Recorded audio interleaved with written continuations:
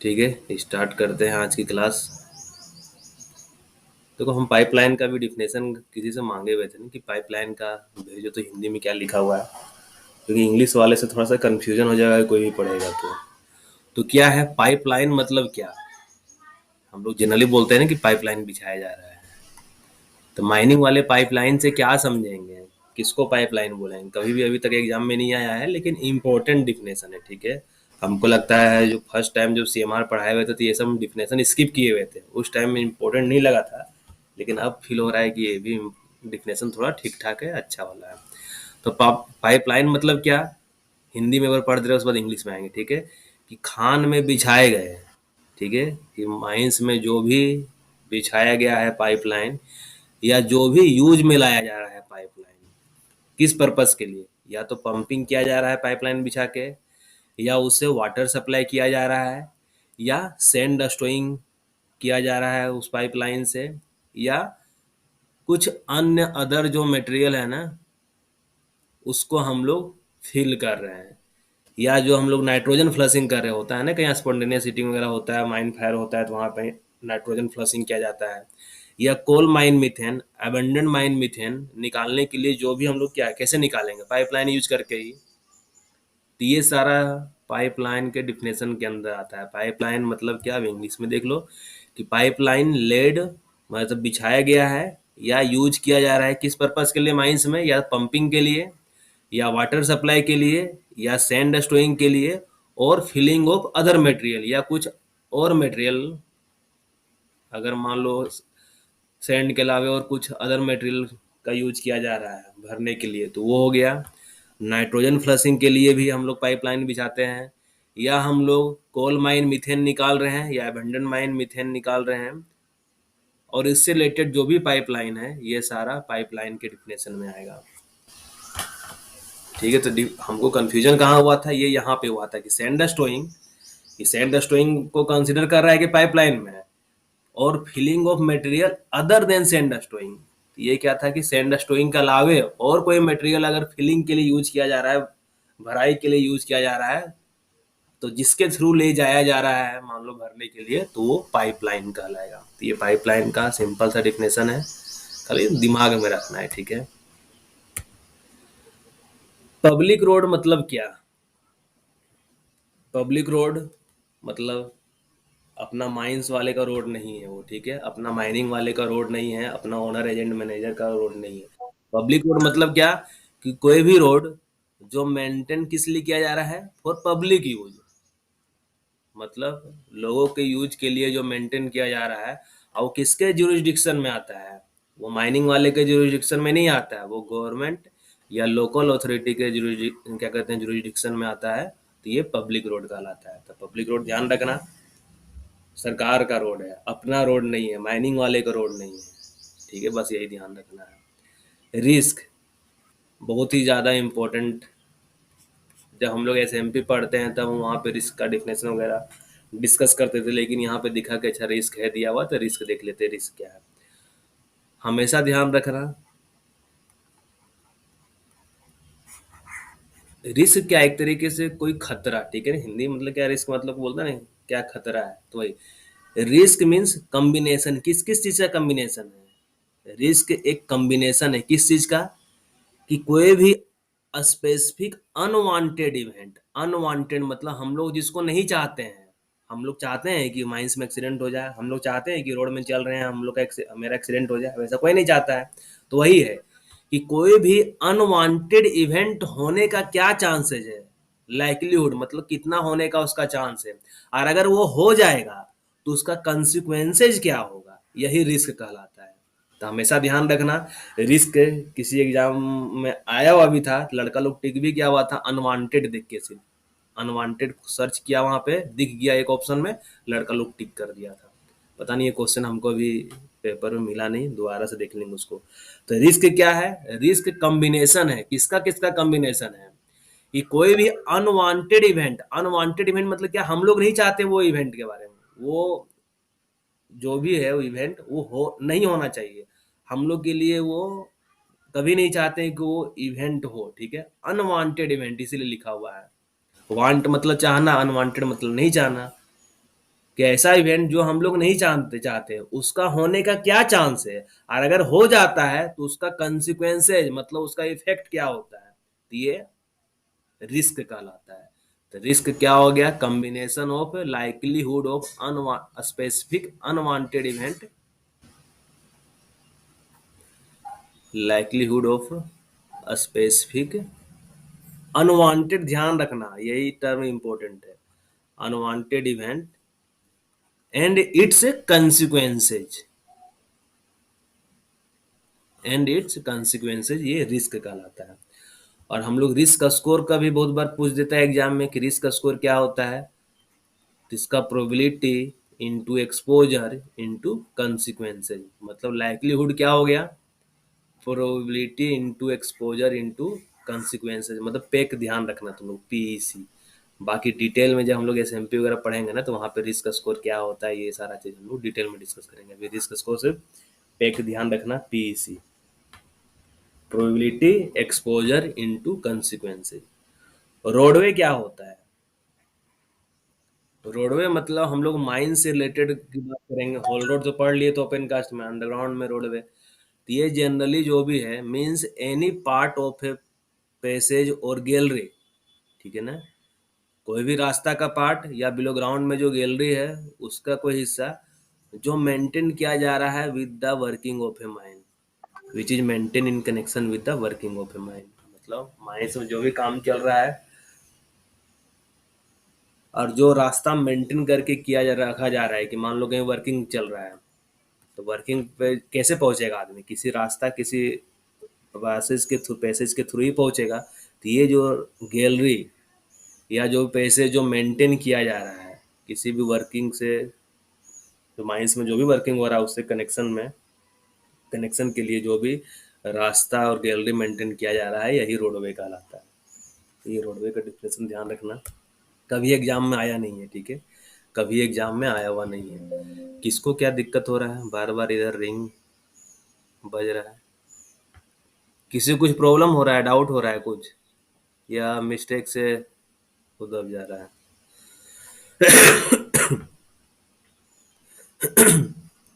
Machinery मतलब क्या, हम लोग मान लो ओपन कास्ट में मशीनरी यूज करते हैं, अंडरग्राउंड में भी मशीनरी यूज करते हैं।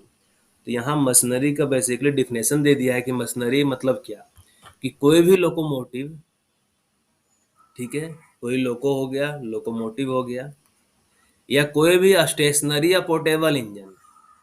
स्टेशनरी इंजन क्या है कि जो खड़ा रह के जो इंजन चल रहा है, पोर्टेबल मतलब क्या, जो काम करते हुए भी मूव कर सकता है, पोर्टेबल हो गया। या कोई एयर कंप्रेसर या बॉयलर और कोई स्टीम एपरेटस जो यूज किया जा रहा है माइनिंग ऑपरेशन से रिलेटेड किसी भी काम में यूज किया जा रहा है, तो वो मशीनरी के डिफिनेशन में आ जाएगा। कोई भी लोकोमोटिव, स्टेशनरी या portable engine, air compressor, boiler और स्टीम एपरेटस, ठीक है, एयर कंप्रेसर, बॉयलर और स्टीम एपरेटस या स्टेशनरी और पोर्टेबल इंजन या कोई लोकोमोटिव जो माइनिंग ऑपरेशन से रिलेटेड किसी भी काम में यूज किया जा रहा है तो मशीनरी के डिफिनेशन में आएगा। दूसरा क्या है कि कोई भी इक्विपमेंट जो कटिंग पर्पस के लिए, ड्रिलिंग, लोडिंग और ट्रांसपोर्टिंग ऑफ मटेरियल के लिए यूज किया जा रहा है, ये भी मशीनरी के डिफिनेशन में आ जाएगा।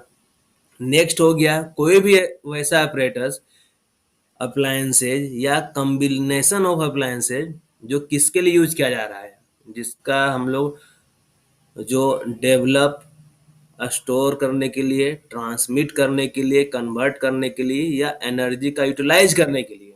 मान लो एनर्जी कहीं डेवलप हो गया, एनर्जी कहीं डेवलप किया जा रहा है, या एनर्जी कहीं स्टोर करके रखा जा रहा है, या एनर्जी कहीं से ट्रांसमिट किया जा रहा है, या एनर्जी को एक रूप से दूसरे रूप में कन्वर्ट किया जा रहा है, या एनर्जी का यूटिलाइजेशन किया जा रहा है, तो ये मतलब माइनिंग ऑपरेशन से रिलेटेड, तो ये भी मशीनरी का डिफिनेशन में आ गया। या कोई भी वैसा एपरेटस, अप्लायंसेज और कॉम्बिनेशन ऑफ अप्लायंसेज जिसका यूज किया जा रहा है पावर डेवलप करने के लिए, पावर को स्टोर करने के लिए, पावर को ट्रांसमिट करने के लिए, पावर को कन्वर्ट करने के लिए या पावर को यूटिलाइज करने के लिए, तो ये सारा डिफिनेशन मशीनरी के अंदर में आता है। तो ये ध्यान रखना थोड़ा इम्पोर्टेंट है, जहाँ लंबा लंबा अगर मन करेगा को एग्जामिनर की, लड़का लोग को थोड़ा समझ समझ के टिक करें। तो उस केस में दे सकता है कि which among the following is incorrect regarding machinery, ठीक है, कि जो भी रेगुलेशन में डिफिनेशन दिया हुआ है उसके अकॉर्डिंग कौन सा स्टेटमेंट मशीनरी के बारे में गलत है। तो हो सकता है इसके अलावा पांचवा कुछ दे दे तो वो गलत हो जाएगा। तो ध्यान रखना इसमें क्या हो गया, एक हो गया ये पावर जनरेशन हुआ, पावर वाला, कि पावर का जैसे मान लो सब स्टेशन वगैरह हो गया, ठीक है, जहाँ पावर मान लो डेवलप किया जा रहा है, स्टोर करके रखा जा रहा है, ट्रांसमिट किया जा रहा है कि वहां से कहीं और भेजा जा रहा है, कन्वर्ट किया जा रहा है पावर को, या यूटिलाइज किया जा रहा है, तो वो हो गया। दूसरा हो गया जहाँ पे एनर्जी, ठीक है, एनर्जी जहाँ पे डेवलप किया जा रहा है, स्टोर किया जा रहा है, ट्रांसमिट किया, दोनों पावर से रिलेटेड, ठीक है, मोर और लेस दोनों पावर से रिलेटेड टर्म है। ये क्या हो गया कि जो भी machinery cutting, loading, drilling, transporting purpose के लिए यूज किया जा रहा है।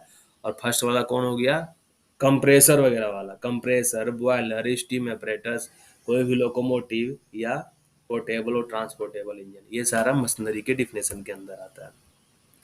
प्रिंसिपल ऑफिशियल कौन होता है, प्रिंसिपल ऑफिशियल मतलब मान लो माइंस में मैनेजर अब्सेंट है, ठीक है, माइंस में मैनेजर प्रेजेंट नहीं है, तो उस केस में सीनियर मोस्ट ऑफिशियल, जो भी माइन ऑफिशियल रहेगा माइनिंग डिसिप्लिन का, ठीक है, माइनिंग डिसिप्लिन, मान लो माइनिंग वाला प्रेजेंट जो है वो असिस्टेंट मैनेजर है, मान लो एकदम नया नया E3 रैंक का कोई ऑफिसर है, और इधर ENM का मान लो प्रोजेक्ट इंजीनियर है, E7 रैंक का ENM, एक्सकवेशन का भी मान लो E7 रैंक का है, तो उस केस में प्रिंसिपल ऑफिशियल किसको माना जाएगा, ये जो E3 रहेगा ना, ये जो बोलेगा वही इन लोग को फॉलो करना होगा, क्योंकि उस केस में principal official senior most mine official in the mining discipline on the duty in the mine की बात कर रहा है, ठीक है, ये हमेशा ध्यान रखना।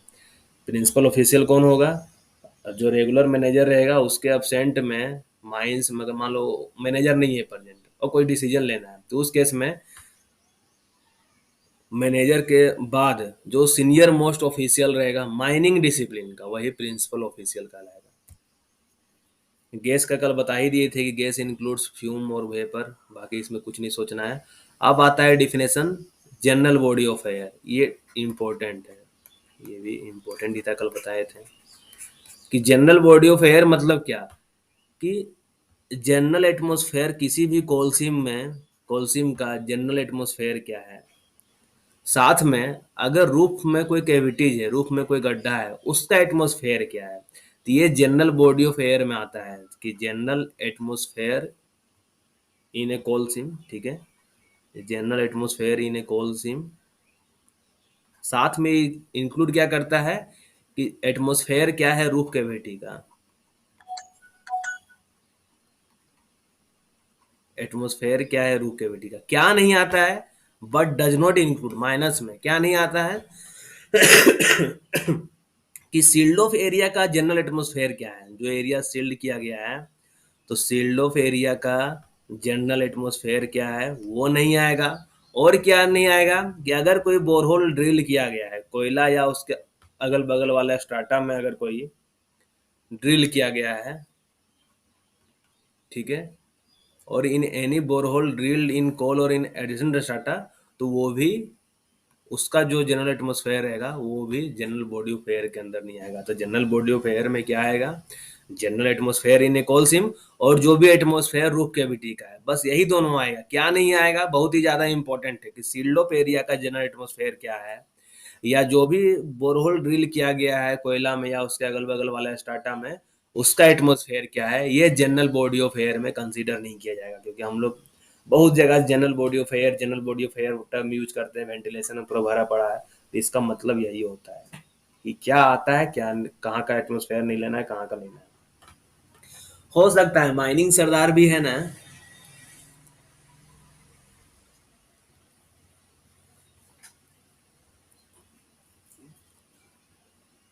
माइनिंग सरदार भी हो सकता है, ठीक है, क्योंकि माइनिंग डिसिप्लिन वाले को ही कंसीडर करना है, इसलिए माइनिंग सरदार भी हो सकता है, ठीक है। तो किसी भी केस में ENM एक्सकेवेशन वाले को हम लोग कंसीडर नहीं कर सकते हैं, लेकिन हमेशा माइंस में ऐसा कभी सिचुएशन नहीं रहेगा कि मैनेजर के बाद सीधा माइनिंग सरदार ही बचे हैं। बाकी बीच में कोई रहे ही ना, assistant manager, deputy manager, safety officer कोई रहे ही ना, ऐसा सिचुएशन नहीं हो सकता है। और एक बार जब गया था कि पूरा एग्जीक्यूटिव लोग, ऑफिसर लोग स्ट्राइक में गए हुए थे, तो उस केस में पीओ बना दिया था ओवरमैन को, माइनिंग सरदार को मैनेजर बना दिया गया था, ऐसा भी किया गया है एक बार। अब आता है कि गैसीसियम ऑफ फर्स्ट डिग्री, तो ये सभी को डिफिनेशन पता है कि गैसीसियम ऑफ फर्स्ट डिग्री मतलब क्या। देखो यहाँ पे पहले ये ध्यान देना कि ये क्या लिखा हुआ है, ठीक है। क्या दिक्कत है यार, लास्ट में डाउट पूछ लेना ना, जिसको डाउट होता है लास्ट में पूछ लेना। क्या हुआ मनीष, बता दो तो हाँ आंसर दे कि माइनिंग सरदार भी हो सकता है। क्या बोल रहे हो मनीष? लास्ट में डाउट पूछ लेना, ठीक है। लास्ट में 5 मिनट में रखेंगे टाइम, 5 से 10 मिनट। अभी हम म्यूट कर दे रहे हैं, अभी बेल अब नहीं बजेगा। गैसेस सीएमओ फर्स्ट डिग्री मतलब क्या, देखो यहाँ से लड़का लोग छोड़ देता है, ये यहाँ तक है ना, ये सब पढ़ता ही नहीं है। ये मेन पॉइंट इधर रखता है कि याद, और एक ये वाला रखता है। लेकिन ये क्या लिखा हुआ है, इसका भी मीनिंग सभी को समझ में आना चाहिए कि कोल सीम या कोई भी उसका पार्ट, ठीक है। Gases seam of first degree means मतलब क्या कि कोल सीम और उसका पार्ट जो माइन के बाउंड्री या माइन का जो प्रिसिंस बोलो उसी के अंदर लाई कर रहा है, ठीक है। जो ओपन कास्ट वर्किंग नहीं है, not being an open cast working, ठीक है। कि कोल सीम या उसका पार्ट जो माइन प्रिसिंस के अंदर लाई कर रहा है और ओपन कास्ट वर्किंग नहीं हो, जहां पे वेदर और नोट, जहां पे इन्फ्लामेबल गैस एक्चुअली डिटेक्ट किया गया है या नहीं भी किया गया है।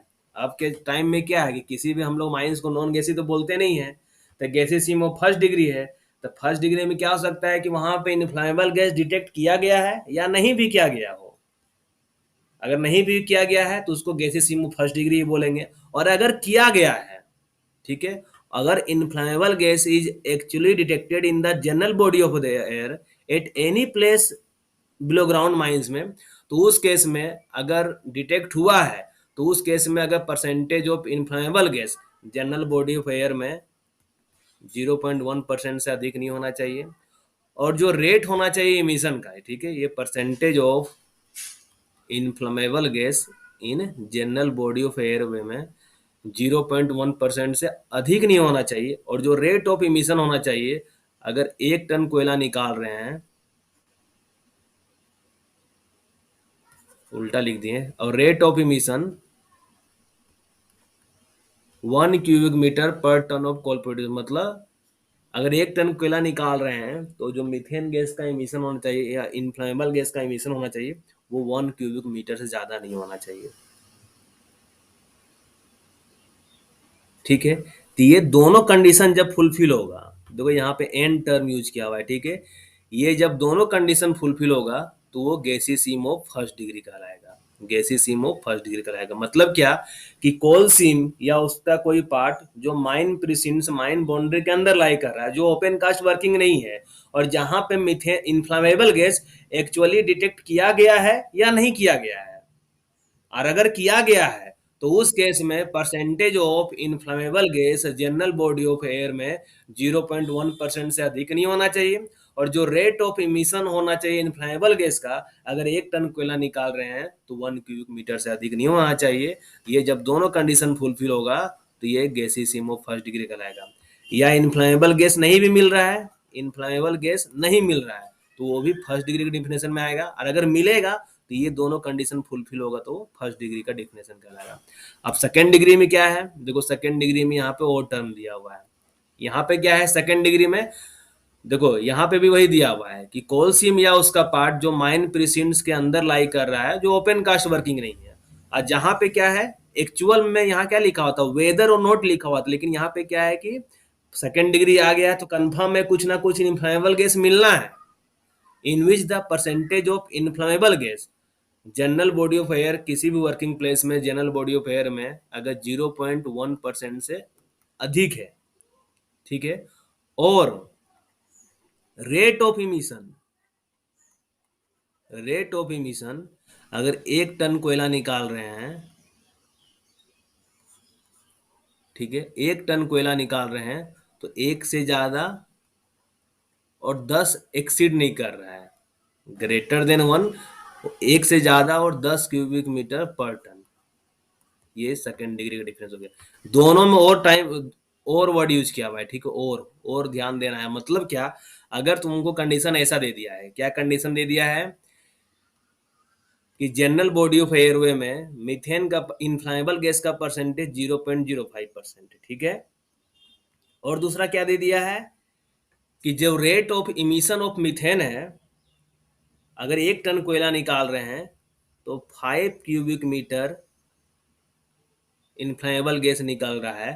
तो इस केस में हम लोग क्या देखेंगे, हम लोग अगर फर्स्ट डिग्री का डिफिनेशन देखें तो फर्स्ट डिग्री का डिफिनेशन में क्या दिया हुआ था कि 0.1% से अधिक नहीं होना चाहिए, एंड 1 क्यूबिक मीटर, अगर 1 टन कोयला निकल रहा है तो 1 क्यूबिक मीटर से ज़्यादा गैस मतलब का इमिशन नहीं होना चाहिए इनफ्लेमेबल गैस का। सेकेंड डिग्री में क्या पढ़े हम लोग कि ग्रेटर देन 0.1% रहेगा, और दिया हुआ है कि 1 से ज़्यादा रहेगा और 10 तक रहेगा। अगर 1 टन कोयला निकल रहा है तो 1 से ज़्यादा 10 क्यूबिक मीटर तक, दोनों में कोई भी कंडीशन फुलफिल होगा। तब देखो, अगर गैसीय में फर्स्ट डिग्री देखना चाहेंगे तो देख रहे हैं कि हम लोग क्या देखेंगे यहाँ पे, एग्जाम्पल समझने की कोशिश करना। यहाँ 0.1% से ज़्यादा नहीं होना चाहिए, ठीक है, ये कंडीशन फुलफिल करेगा, 0.05% है। लेकिन सेकेंड कंडीशन क्या है कि 1 से ज़्यादा नहीं होना चाहिए था, लेकिन यहाँ पे 1 से तो ज़्यादा है। अब लड़का लोग कंफ्यूज कर जाएगा कि एक तो दिया हुआ है 1 से कम दिया हुआ है, 0.1 से कम दे दिया, और एक 1 से ज्यादा दिया है, तो कैसा कंडीशन होगा। तो अगर एंड रहता, अगर दोनों कंडीशन यहाँ फुलफिल होता, अगर यहाँ पे 0.05 और एक 0.5 दे दिया रहता तो फर्स्ट डिग्री कहलाता। लेकिन यहाँ पे क्या है कि दोनों में कोई भी एक कंडीशन फुलफिल कर जाए, ये वाला कंडीशन फुलफिल नहीं करा सेकंड डिग्री के लिए, लेकिन ये कंडीशन फुलफिल कर जा रहा है कि 1 टन कोयला निकाल रहे हैं तो 5 क्यूबिक मीटर इनफ्लेमेबल गैस निकल रहा है, तो ये सेकंड डिग्री का डिफिनेशन में आ जाएगा। तो ये बहुत लोगों को आज पहली बार पता चला होगा, नहीं तो पिछला जो मेरा पुराने स्टूडेंट होंगे उनको सभी को पता है कि गैसीय seam of second degree first degree में क्या डिफरेंस है, ठीक है। और वर्ड यहाँ पे यूज किया हुआ था, यही और वर्ड को पकड़ना है, क्योंकि ऐसा क्वेश्चन हम लोग टेस्ट में दिए हुए थे और लड़का लोग मतलब 100 में 99 लड़का इसको रिपोर्ट किया था कि सर नहीं, ये तो गलत क्वेश्चन है, कंडीशन ही कोई फुलफिल नहीं हो रहा है। कंडीशन फुलफिल हो रहा है क्योंकि यहाँ पे और वर्ड दिया हुआ है, दोनों में कोई भी कंडीशन रहेगा वो सेकेंड डिग्री कहलाएगा। दोनों में अगर दोनों का दोनों कंडीशन सेटिस्फाई रहेगा तो फर्स्ट डिग्री कहलाएगा। अब आ जाएगा कि 1 क्यूबिक मीटर रहेगा तो क्या होगा, 1 क्यूबिक मीटर पर टन और 0.1% रहेगा तो वो भी फर्स्ट डिग्री का डिफिनेशन में आएगा कि उससे ज्यादा नहीं होना चाहिए, उतना तक तो हो सकता है, उससे ज्यादा नहीं होना चाहिए। तो अप टू अगर कंसिडर करेंगे कि लेस देन इक्वल टू 0.1% और less than equal to 1 cubic metre पर टन, ये दोनों कंडीशन फुलफिल करेगा, ये फर्स्ट डिग्री का डिफिनेशन है, ठीक है। तो एग्जैक्ट अगर पूछेगा 1 क्यूबिक मीटर और 0.1% पे तो वो किस में आ जाएगा, फर्स्ट डिग्री में आएगा।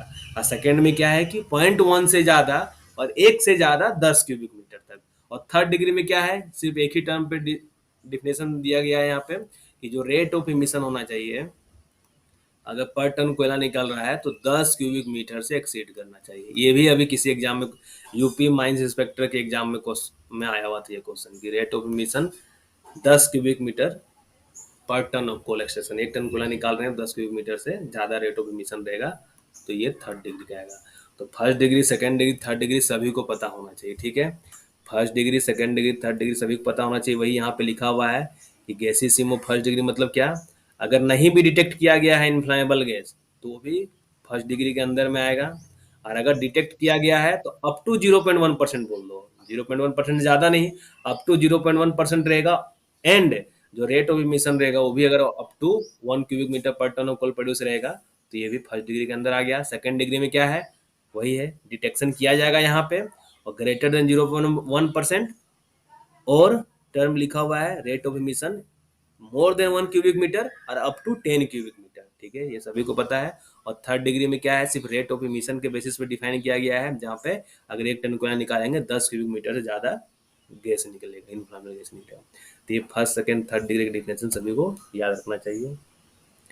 फायरी सिम क्या होता है, तो फायरी सिम ये भी इम्पोर्टेंट है, ठीक है, कि फायरी सिम मतलब वैसा सिम जिसमें फायर एग्जिस्ट कर रहा है या जहाँ पे स्पॉन्टेनियस हीटिंग हो रहा है, या वो बिलो ग्राउंड वर्किंग में हो या ओपन कास्ट वर्किंग में हो और माइन के प्रीसिंट से बाउंड्री के अंदर लाई कर रहा हो, कोई ऐसा सीम जिसमें फायर एग्जिस्ट कर रहा है या स्पॉन्टेनियस हीटिंग एग्जिस्ट कर रहा है, और वो अंडरग्राउंड माइंस में हो या ओपन कास्ट माइंस में हो, फायरी सिम कहीं भी हो सकता है, अंडरग्राउंड ओपन कास्ट दोनों केस में फायरी सिम हो सकता है। ठीक है, सिंपल सा डिफिनेशन है।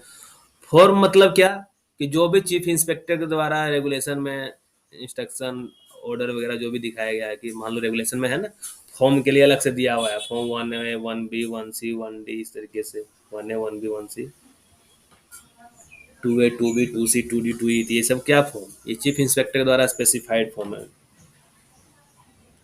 ग्रेटर देन इक्वल टू 0.1%, यही बोल रहे हो, और 5 क्यूबिक मीटर पर टन ऑफ कोल, एक टन कोयला निकाल रहे हैं, 5 क्यूबिक मीटर गैस निकल रहा है, तो ये भी हो जाएगा किसमें, सेकंड डिग्री में हो जाएगा। एक तुम लोग अच्छा सोल्व करो, ठीक है, एक एग्जांपल दे रहे हैं, सोल्व करो कि 0.2% की जनरल बॉडी ऑफ एयरवे में इनफ्लामेबल गैस 0.2% मिल रहा है, और जो रेट ऑफ इमिशन है पर टन जो कोयला निकल रहा है, तो रेट ऑफ इमिशन जो है वो 1 क्यूबिक मीटर पर टन है। तो ये किस में आएगा, फर्स्ट डिग्री में आएगा, सेकेंड डिग्री में आएगा, थर्ड डिग्री में आएगा, या कैन नॉट से, क्या होगा ये, या कहा नहीं जा सकता किस में आएगा, किस में आएगा, सभी से आंसर आना चाहिए, जितने लड़के लोग क्लास कर रहे हैं सभी का आंसर इस क्वेश्चन में आना चाहिए, कि जनरल बॉडी ऑफ एयरवे में 0.2% है, और रेट ऑफ इमिशन जो है, 1 टन निकाल रहे हैं कोयला, तो 1 क्यूबिक मीटर से ज्यादा नहीं है। संगम तुम फर्स्ट कैसे बोल रहे हो, संगम तुम फर्स्ट कैसे बोल रहे हो, दोनों में कोई भी एक कंडीशन फुलफिल करेगा, तो ये क्या है, 0.2% तो 0.1 से ज्यादा है ना, 0.1% से ज्यादा है, तो फिर कैसे तुम कर रहे हो फर्स्ट डिग्री टिक।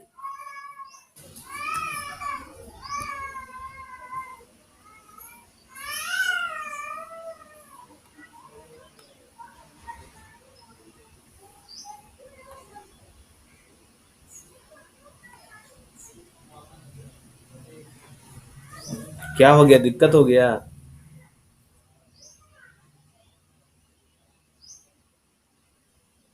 अरे यार, ये थर्ड डिग्री वाला कौन आ गया, जुनेद समझ में नहीं आ रहा है, थर्ड डिग्री कैसे को, थर्ड डिग्री के लिए क्या है कि 10 क्यूबिक मीटर से ज्यादा होना चाहिए ना रेट ऑफ इमिशन, यहाँ पे कहाँ है।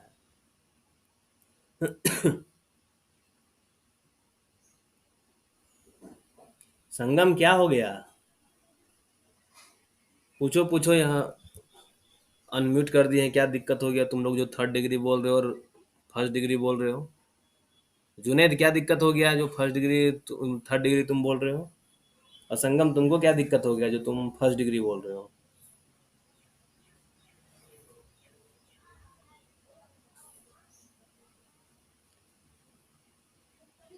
ठीक है, तो फिर थर्ड डिग्री फर्स्ट डिग्री क्यों लिख रहे हो तुम लोग।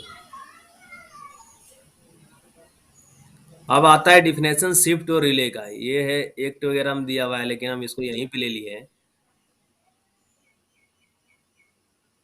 फर्स्ट डिग्री के एक एग्जांपल दे दें कि 0.09%, ठीक है, और 1 क्यूबिक मीटर पर tonne less than equal to, 1 cubic metre पर टन से कम, 1 टन में कोयला निकाल रहे हैं तो 1 क्यूबिक मीटर या उससे कम ही गैस निकल रहा है, और जनरल बॉडी ऑफ एयरवे में 0.09% है, दोनों क्या हो गया, दोनों जो केस है, एक में केस है 0.1% से ज़्यादा नहीं होना चाहिए, और सेकेंड में दिया हुआ है कि 1 क्यूबिक मीटर पर टन, ये वाला केस, दोनों केस यहाँ फुलफिल कर रहा है, तो ये फर्स्ट डिग्री का डिफिनेशन हो गया। ठीक है, ये फर्स्ट डिग्री का डिफिनेशन में आ गया ये।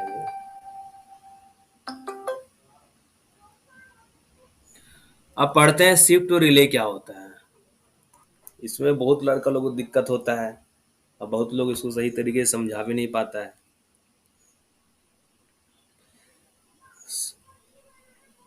क्या है कि जहाँ पे वर्क ऑफ सेम काइंड, ठीक है, सेम काइंड का वर्क, सेम तरह का वर्क, मान लो फर्स्ट शिफ्ट है, एक सेकेंड शिफ्ट है, एक थर्ड शिफ्ट है।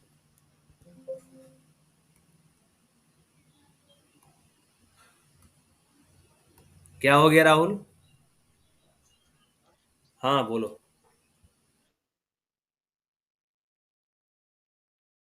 हाँ, थर्ड डिग्री में 0.1 वाला कुछ नहीं डाटा है, वहां सिर्फ रेट ऑफ इमिशन है, एक ही बेसिस पे डिफाइन किया गया है कि जो रेट ऑफ इमिशन है, अगर 1 टन कोयला निकाल रहे हैं, 10 क्यूबिक मीटर से ज्यादा हो गया, वो थर्ड डिग्री का लाएगा, ठीक है। हाँ, फर्स्ट डिग्री में दोनों कंडीशन फुलफिल होगा, सेकेंड डिग्री में दोनों में कोई भी एक कंडीशन फुलफिल हो जाएगा तो वो सेकेंड डिग्री का लाएगा। ठीक।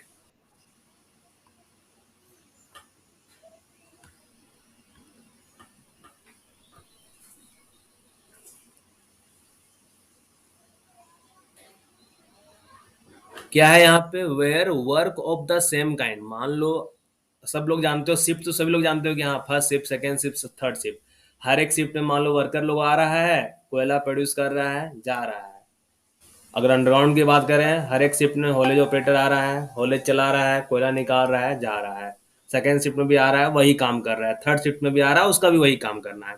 तो क्या है कि जहां पे वर्क ऑफ सेम काइंड या सेम नेचर बोल दो, ठीक है, या सेम नेचर, सेम तरह का work, where work of same kind और same nature is carried out by, किसके द्वारा किया जा रहा है, दो या दो से ज्यादा सेट्स ऑफ पर्सन, दो या दो से ज्यादा आदमी मिलकर सेम तरह का वर्क, जो डिफरेंट डिफरेंट टाइम में आके कर रहा है। दिन का मान लो कोई 6 से 2 में आके कर रहा है, कोई 2 से 10 में करके जा रहा है, कोई 10 से 6 में करके जा रहा है। मतलब क्या है कि जहां पे सेम तरह का वर्क, दो या दो से अधिक सेट्स का पर्सन अलग अलग टाइम में आके करके जा रहा है, तो वो जो सेट ऑफ पर्सन है ना, दो या दो से अधिक सेट ऑफ पर्सन, वो रिले कहलाया। और जो व्यक्ति डिफरेंट डिफरेंट टाइम में करके जा रहा है, कोई 6 से 2 में करके जा रहा है, कोई 2 से 10 में करके जा रहा है, कोई 10 से 6 करके जा रहा है, तो ये जो टाइम पीरियड है, ये जो पीरियड है, ये शिफ्ट कहलाया। ये जो पीरियड है शिफ्ट कहलाया। और मान लो कि एक शिफ्ट में 50 आदमी है, दूसरा शिफ्ट में 40 आदमी है, तीसरा शिफ्ट में 30 आदमी है, जो भी है, तो ये जो सेट ऑफ पर्सन है, ये रिले कहलाया। Each of such set is called relay. और जो भी व्यक्ति जो डिफरेंट डिफरेंट पीरियड में आके काम करके जा रहा है, ये रिले का मतलब ये शिफ्ट कहलाया। तो ये ध्यान रखना कि जहां पे same kind of work, same nature of work, two या टू से ज्यादा सेट्स ऑफ पर्सन जो आके डिफरेंट टाइम पीरियड में आकर करके जा रहा है, ठीक है, कोई 6 से 2 में करके जा रहा है, कोई 2 से 10 में करके जा रहा है, कोई 10 से 6 में करके जा रहा है, तो ये जो टाइम हो गया, 2 से 10, 6 से 2, 10 से 6, ये जो टाइम हो गया, ये शिफ्ट कहलाया। और जो पर्सन हो गया, सेट ऑफ पर्सन हो गया, वो रिले कहलाया। ठीक है, each of such set is called relay, और each of such period is called shift. तो यही रिले और शिफ्ट का सिंपल डिफिनेशन है, इसमें किसी को कंफ्यूज होने की बात नहीं है। जैसे तुम ही लोग का एग्जांपल लेते हैं कि मान लो अभी मेरे पास माइनिंग सरदार वाले में 1,000 बच्चे हैं, ठीक है। हम इनको अलग अलग ग्रुप में डिवाइड कर देते हैं कि एक ग्रुप में 400 बच्चा, एक में 300, एक में 300। तो ये जो 400 का एक ग्रुप है, 300 का एक ग्रुप है, 300 का एक ग्रुप है, तो ये रिले हो गया, ठीक है, each of such set called relay. और मान लो सबका क्लास टाइमिंग अलग अलग कर दिए कि एक का क्लास टाइमिंग हम कर दिए कि चलो 8 से 10 पढ़ाएंगे, दूसरे को बोल दें कि तुम लोग को 12 से 2 पढ़ाएंगे, तीसरे को बोल देंगे कि हम शाम में 6 से 8 पढ़ाएंगे। तो ये जो 2-2 घंटे का पीरियड हो गया, ये शिफ्ट कहलाया। और ये जो ग्रुप हो गया तुम लोग का स्टूडेंट्स का, ये क्या कहलाया, रिले कहलाया। बस यही रिले है, यही शिफ्ट है।